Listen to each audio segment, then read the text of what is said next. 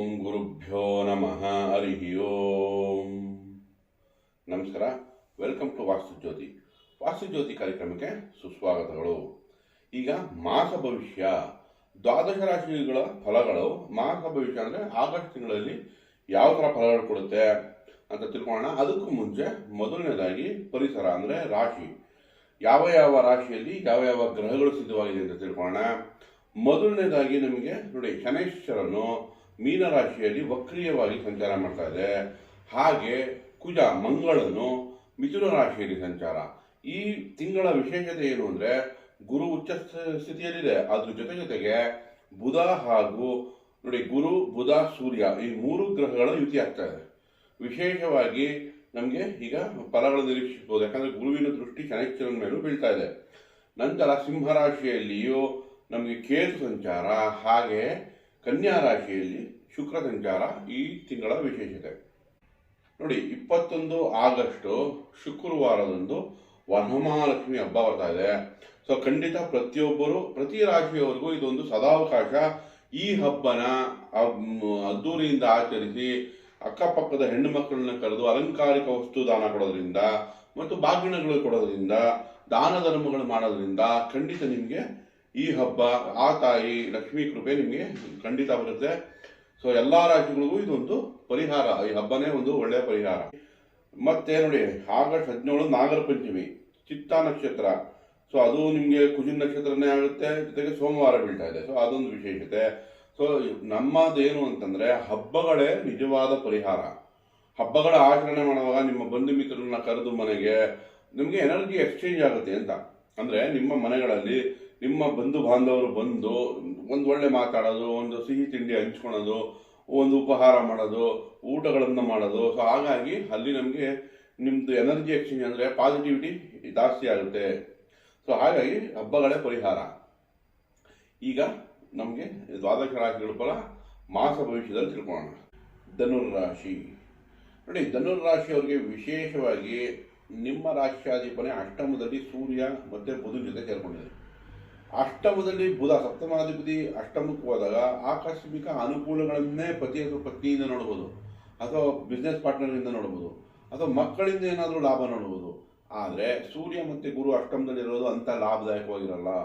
ಈ ಎರಡಕ್ಕೂ ಪರಿಹಾರ. ಭಾಗ್ಯಾಧಿಪತಿ 8ಕ್ಕೆ ಹೋದರೆ ಅದೃಷ್ಟಗಳು ಕೊರತೆ ಆಗುತ್ತೆ, ಅಥವಾ ತಂದೆಗೆ ಏನಾದರೂ ಸ್ವಲ್ಪ ಅನಾರೋಗ್ಯ ಅಥವಾ ಅಲ್ಲಿಂದ ಹಿನ್ನಡೆ, ಅವ್ರ ಭಿನ್ನಾಭಿಪ್ರಾಯ ಇದೆಲ್ಲ ಕಾಣಿಸ್ಕೊಳುತ್ತೆ. ಗುರು ಇದ್ದರೆ ಅದು ಪರಿಹಾರ ಮಾಡಿದ್ರೂ ಕೂಡ ನಮಗೆ ಅಷ್ಟಮದ ಭಾವ ಅಂದರೆ ಸ್ವಲ್ಪ ದುಃಖ ಕೊಡುವಂಥ ಚಾನ್ಸ್ ಇರುತ್ತೆ.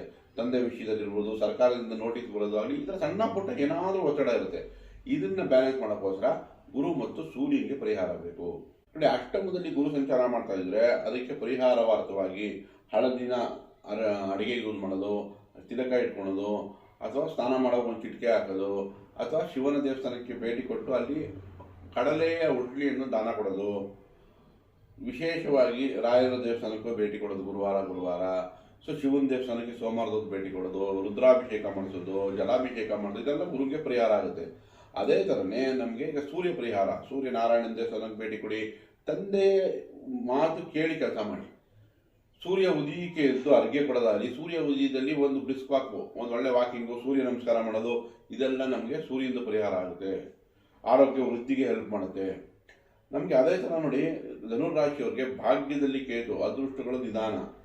ಈ ನಾಗರ ಪಂಚಮಿ ದಿವಸ ವಿಶೇಷವಾಗಿ ಒಂದು ಒಳ್ಳೆ ಅವಕಾಶ ಬಂದಿದೆ ನಿಮಗೆ ಕೇತು ಪರಿಹಾರ ಮಾಡ್ಕೊಳಕ್ಕೆ. ಹಾಗಾಗಿ ರಾಹು ಕೇತು 2 ಮತ್ತು ಕುಜ ಸಪ್ತಮದಲ್ಲಿದೆ. ಕೋಪತಾಪಗಳು ಜಾಸ್ತಿ ಮಾಡುತ್ತೆ. ನಿಮ್ಮದು ರಾಶಿನೇ ಅಗ್ನಿತತ್ವ, ಮತ್ತು ಸಪ್ತಮದಲ್ಲಿರೋ ಕುಜ ಕೂಡ ಫೈರ್ ಎಲಿಮೆಂಟ್. ಹಾಗಾಗಿ ನಿಮಗೆ ಕೇತು ಕುಜ 2ಕ್ಕೂ ಪರಿಹಾರ ಆಗುತ್ತೆ ನಾಗರ ಪಂಚಮಿ ಆಚರಿಸೋದು. ಮತ್ತು ದಿನನಿತ್ಯ ಒಂದು 21 ಬಾರಿ ಅಷ್ಟೋತ್ತರಗಳು ಹೇಳ್ಕೊಳ್ಳಿ, ಅಥವಾ ಯಾವ್ದಾನ ಒಂದು ನೀವು ತೊಗೊಂಡ್ರು ಸಾಕು. ಓಂ ಸ್ಕಂದಾಯ ನಮಃ, ಕಾರ್ತಿಕೇಯ ನಮಃ, ಷಣ್ಮುಖಾಯ ನಮಃ, ಯಾವ್ದಾನ ಒಂದು ತೊಗೊಂಡು 21 ಬಾರಿ ಹೇಳಿದ್ರು ಕೂಡ ನಿಮಗೆ ಕುಜ ಬ್ಯಾಲೆನ್ಸ್ ಆಗುತ್ತೆ. ಅಥವಾ ಜಿಮ್ಗೆ ಹೋಗೋದಾಗಲಿ, ದೈಹಿಕವಾಗಿ ಕೆಲಸ ಮಾಡೋದಾಗಲಿ, ಬೆವರು ಬರೋಂಗೆ ಆಟ ಆಡೋದಾಗಲಿ, ಯಾವುದೇ ಒಂದು ದೇಹನ ಉಪಯೋಗಿಸ್ಕೊಂಡು ದಣಿದ್ರೆ ಅದು ಕುಜ ಪರಿಹಾರ ಆಗುತ್ತೆ.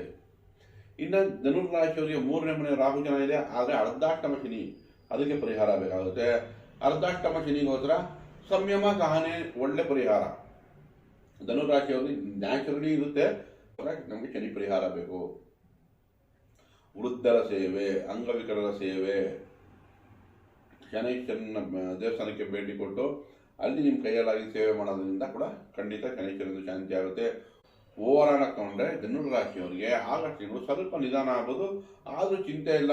ಈ ಶುಕ್ರ ಮತ್ತೆ ನಿಮಗೆ ಲಾಭದಾಯಕವಾಗಿರುತ್ತೆ, ಒಳ್ಳೆ ಫಲನೇ ತಂದುಕೊಡುತ್ತೆ. ಆಗಸ್ಟ್ 15 ನಂತರ ಬುಧ ಆಗ್ಬೋದು, ಸೂರ್ಯ ಆಗ್ಬೋದು ಬಾಗಿಗೆ ಹೋಗೋದ್ರಿಂದ ನಮಗೆ ಈ ನಿಧಾನ ಮತ್ತೆ ಕೆಲಸದ ರೂಪದಲ್ಲಿ ಲಾಭನೇ ತಂದುಕೊಳ್ಳುತ್ತೆ. ಒಳ್ಳೆದಾಗಿ ನೋಡಿ. ಮಕರ ರಾಶಿಯವರಿಗೆ ವಿಶೇಷವಾಗಿ ಶನೈಶ್ವರ 3ನೇ ಮನೆ, ಕುಜ 6ನೇ ಮನೆ. ಸೊ ಹಾಗಾಗಿ ಕೆಲಸ ಕಾರ್ಯ ಪ್ರಯತ್ನಗಳಿಂದ ಖಂಡಿತ ನಿಮ್ಗೆ ಒಳ್ಳೆ ಲಾಭ ತಂದುಕೊಡುತ್ತೆ. ಭೂಮಿ, ವಾಹನ, ಧೈರ್ಯ, ಸ್ಥೈರ್ಯ ಎಲ್ಲ ರೀತಿಯಲ್ಲೂ ಕುಜ ನಿಮಗೆ ಬಲವಾಗಿದೆ. ಅದೇ ತರ ಗುರು ಬಲ ಚೆನ್ನಾಗಿದೆ. ಸಪ್ತಮದಲ್ಲೇ ಗುರು, ಸೂರ್ಯ, ಬುಧ 3 ಗ್ರಹಗಳ ರೀತಿ ಅದೇನಾಗ್ತಿದೆ, ನಿಮ್ಮ ಪರಾಕ್ರಮ ಭಾವದ ಮೇಲೂ ದೃಷ್ಟಿ ಬಿದ್ದಿದೆ, ಕನೆಕ್ಟ್ ಆಗ್ತಾ ಇದೆ. ಹಾಗೆ ನಿಮ್ಮ ರಾಶಿನೂ ನೋಡ್ತಾ ಇದೆ.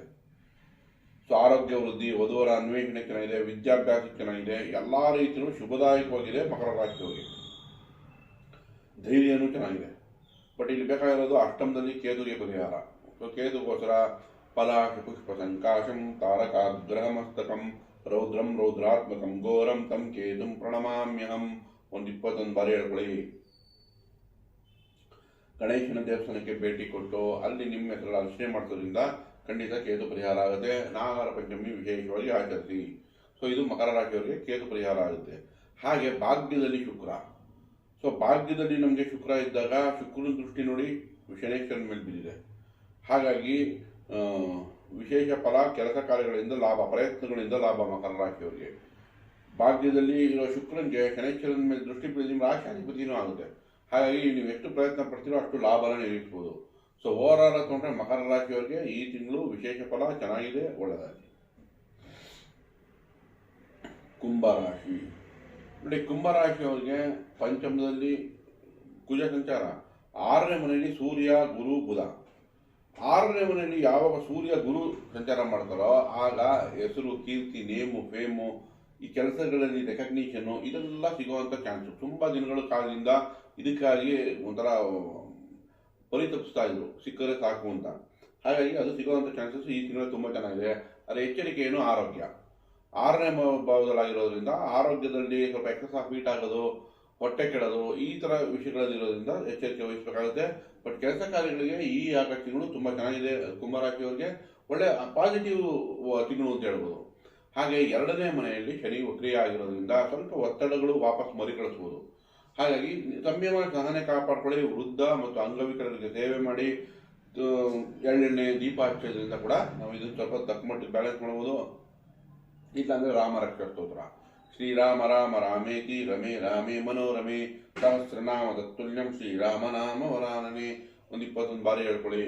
ಖಂಡಿತ ನಿಮಗೆ ಇದು ಹೆಲ್ಪ್ ಆಗುತ್ತೆ. ಸಪ್ತಮದಲ್ಲಿ ಕೇತು ಇದ್ರೆ ಪತ್ನಿಯ ಆರೋಗ್ಯದಲ್ಲಿ ಚಿಂತೆ ಅಥವಾ ಅವ್ರ ಬಿಸಿನೆಸ್ ನಿಧಾನ ಆಗ್ಬಿಟ್ಟಿರುತ್ತೆ. ಸೊ ಹಾಗಾಗಿ ಕೇತುಗೆ ಪರಿಹಾರ ಬೇಕು. ನಾಗರ ಪಂಚಮಿ ಆಚರಣೆಯಿಂದ ಖಂಡಿತ ನಿಮಗೆ ಇದು ಪರಿಹಾರ ಆಗುತ್ತೆ.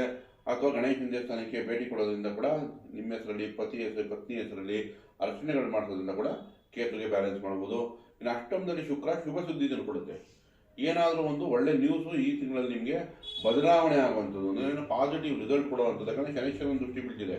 ಕೆಲಸ ಕಾರ್ಯಗಳಲ್ಲಿ ಒಂದು ಉತ್ತಮ ಬದಲಾವಣೆ ನಿರೀಕ್ಷಿಸಬಹುದು ಆಗಸ್ಟ್ ತಿಂಗಳಲ್ಲಿ. ಸೊ ವರಮಹಾಲಕ್ಷ್ಮಿ ಆಚರಿಸಿ. ಕುಂಭರಾಶಿ, ಮೀನರಾಶಿ, ಸಿಂಹರಾಶಿ ಇವ್ರುಗಳೆಲ್ಲ, ವೃಶ್ಚಿಕ ರಾಶಿ ಇವ್ರಿಗೆಲ್ಲ ಇಂಪಾರ್ಟೆಂಟು ವರಮಹಾಲಕ್ಷ್ಮಿ. ಯಾಕಂದರೆ ಇಷ್ಟು ದಿವಸಗಳ ಕಾಲ ಹಣಕಾಸು ಸ್ವಲ್ಪ ನಿಧಾನ ಆಗಿತ್ತು. ಈಗ ಈ ಹಬ್ಬಗಳಿಂದ ನಿಮಗೆ ಖಂಡಿತ ಒಳ್ಳೆಯದಾಗಲಿ. ಆ ತಾಯಿ ಲಕ್ಷ್ಮಿ ಕೇಳ್ಕೊಳ್ಳೋದ್ರಿಂದ ಒಳ್ಳೆಯದೇ ಮಾಡುತ್ತೆ. ಕುಂಭರಾಶಿಯವರಿಗೆ ಆಗಸ್ಟ್ ತಿಂಗಳು ಒಳ್ಳೆ ಬದಲಾವಣೆ ಅಂತ ಹೇಳ್ಬೋದು, ಒಳ್ಳೆಯದಾಗಿ. ಮೀನರಾಶಿ ನೋಡಿ. ಮೀನರಾಶಿಯವರಿಗೆ ಸಪ್ತಮದಲ್ಲಿ ಶುಕ್ರ, 4ನೇ ಮನೆಯಲ್ಲಿ ಕುಜ, ಪಂಚಮದಲ್ಲಿ ಗುರು, ಬುಧ, ಆಮೇಲೆ ಸೂರ್ಯ, 3 ಗ್ರಹಗಳು ಒಟ್ಟಿಗೆ ಕಾಣಿಸುತ್ತೆ. ಹಾಗಾಗಿ ವಿಶೇಷವಾಗಿ ಅವಕಾಶಗಳು ಚೆನ್ನಾಗಿರುತ್ತೆ ಮೀನರಾಶಿಯವರಿಗೆ. ಗುರು ಬಲ ಚೆನ್ನಾಗಿದೆ, ವಧುವರ ಅನ್ವೇಷಣೆ ಚೆನ್ನಾಗಿದೆ, ಕೆಲಸ ಕಾರ್ಯಗಳಲ್ಲಿ ಒಳ್ಳೆ ಬದಲಾವಣೆ ಚೆನ್ನಾಗಿದೆ. ಯಾಕಂದರೆ ನಿಮ್ಮ ಜನ್ಮದ ಶನಿ ಮೇಲೆ ಗುರುವಿನ ದೃಷ್ಟಿ ಬೀಳ್ತಿದೆ, ಬುಧ ಸೂರ್ಯರು ಕನೆಕ್ಟ್ ಆಗ್ತಾರೆ. ಸೊ ಹಾಗಾಗಿ ಇಷ್ಟು ದಿವಸ ಮಾಡಿರೋ ಕೆಲಸಗಳಲ್ಲಿ ಒಂದು ಒಳ್ಳೆ ಅವಕಾಶ ಈ ತಿಂಗಳು. 15ನೇ ತಾರೀಕು ಮೇಲೆ ಇನ್ನೂ ಚೆನ್ನಾಗಿದೆ. ಯಾಕಂದರೆ ಸೂರ್ಯ ಸ್ವಸ್ಥಾನಕ್ಕೆ ಹೋಗುತ್ತೆ, 6ನೇ ಮನೆಗೆ ಹೋಗಿರೋದ್ರಿಂದ ಈ ತಿಂಗಳು ಓವರಾಲ್ ತೊಗೊಂಡ್ರೆ ಮೀನರಾಶಿ ಚೆನ್ನಾಗಿದೆ. ಇದನ್ನು ಚೆನ್ನಾಗಿ ಉಪಯೋಗಿಸ್ಕೊಳ್ಳಿ. ಸಂಯಮ ಸಹನೆ ಕಾಪಾಡ್ಕೊಳ್ಳಿ. ಯಾಕಂದರೆ ನಿಮ್ಮ ಜನ್ಮದಲ್ಲೇ ಶನೈಶ್ವರ ಸಂಚಾರ ಮಾಡ್ತಿರೋದ್ರಿಂದ ನಿಮಗೆ ಸ್ವಲ್ಪ ಸಹನೆ ಬೇಕಾಗುತ್ತೆ. ಆತುರದಲ್ಲಿ ತಪ್ಪು ಮಾಡಬೇಡಿ. ಅರ್ಜೆಂಟ್ ಮಾಡಿಕೊಂಡು ಯಾವುದಕ್ಕೂ ಸಿಗಾಕೊಂಡು ಹೋಗೋದು ಬೇಡ. ಬಟ್ ಗುರು ದೃಷ್ಟಿ ನಿಮ್ಮ ರಾಶಿ ಮೇಲಿದೆ, ಶನೈಶ್ವರನ ಮೇಲಿದೆ, ಪರಿಹಾರ ಆಗ್ತಾ ಇರುತ್ತೆ. ಮೀನರಾಶಿಯವರು ಜನರಲಿ ಒಂಥರ ಸಾಫ್ಟ್ ನೇಚರ್ ಅಂದರೆ ಪ್ಲ್ಯಾಂಡಾಗಿ ಕೆಲಸ ಮಾಡೋರು, ಅರ್ಜೆಂಟ್ ಮಾಡೋರಲ್ಲ. ಆದರೂ ಕೂಡ ಈ ಜನ್ಮದ ಶನಿ ಏನು ಮಾಡಿರುತ್ತೆ, ನಿಧಾನ ಮಾಡಿಬಿಡುತ್ತೆ. ಈಗ ಒಂದು ವರ್ಷದಿಂದ ಎಲ್ಲ ನಿಧಾನ ಇದೆ, ಬಟ್ ಗುರುಬಲ ಬಂದಿದೆ, ಚಿಂತೆ ಬಿಡಿ. ಮೀನರಾಶಿಯವರಿಗೆ ಶನೇಶ್ವರಂಗೋಸ್ಕರ ನೀಲಾಂಜನ ಸಮಾಭಾಸಂ ರವಿಪುತ್ರಯಮಾಗ್ರಜಂ ಛಾಯಾ ಮಾರ್ತಾಂಡ ಸಂಭೂತಂ ತಂ ನಮಾಮಿ ಶನೇಶ್ವರಂ ಒಂದು 21 ಬಾರಿ ಹೇಳ್ಕೊಳ್ಳಿ ದಿನನಿತ್ಯ. ಖಂಡಿತ ನಿಮಗೆ ಇದು ಅನುಕೂಲ ಮಾಡಿಕೊಡುತ್ತೆ. ಸಾಲ ಬಾಧೆ ಜಾಸ್ತಿ ಇದ್ದರೆ ಎಳ್ಳೆಣ್ಣೆ ದೀಪ ಹಚ್ಚಿ, ಅದರಿಂದ ಖಂಡಿತ ನಿಮಗೆ ಅನುಕೂಲ ಮಾಡಿಕೊಡುತ್ತೆ. ಒಂದು ಸಣ್ಣದು ಏನು ಸಲಹೆ ಏನಂದರೆ, ಒಂದು 5 ಏಲಕ್ಕಿನ ನಿಮ್ಮ ಪರ್ಸಲ್ಲಿ ಇಟ್ಕೊಳ್ಳಿ, ತಕ್ಕ ಮಟ್ಟಿಗೆ ಇಂಪ್ರೂವ್ಮೆಂಟ್ ಆಗುತ್ತೆ ನಮಗೆ ಹಣಕಾಸು ವಿಷಯದಲ್ಲಿ. ಸೊ ಓವರಾಲ್ ತೊಗೊಂಡ್ರೆ ಮೀನರಾಶಿಗೆ ಈ ತಿಂಗಳು ಚೆನ್ನಾಗಿದೆ ಅಂತ ಹೇಳ್ಬೋದು.